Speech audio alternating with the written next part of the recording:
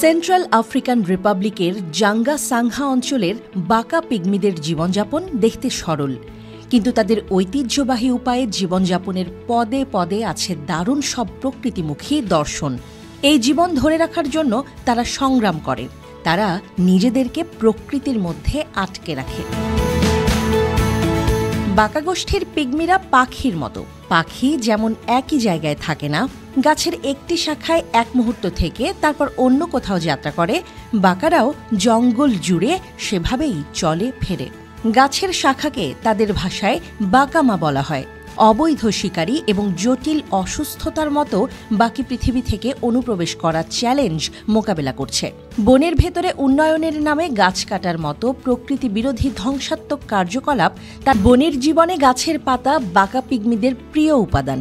যে কোনো ধরনের পাত্র তৈরিতে তারা পাতাই ব্যবহার করে। খাবার মোড়ানো থেকে শুরু করে ঘরের ছাদ এবং দেয়াল তৈরিতে তারা পাতাই বেছে নেয়। বৃষ্টি নামলে পাতাই তাদের ছাতা। মানুষগুলো হয়ে উঠেছে পাতার মতো হালকা এবং নমনীয়, পাতাই তাদের আশ্রয়। বাকা পিগমিদের ঐতিহ্যবাহী নৃত্যের নাম ল্যাম্বো। নৃত্যটির নামকরণ করা হয়েছে যে বাকল এবং পাতার স্কার্ট পরে নৃত্য পরিবেশন করা হয় সেই গাছের নামে।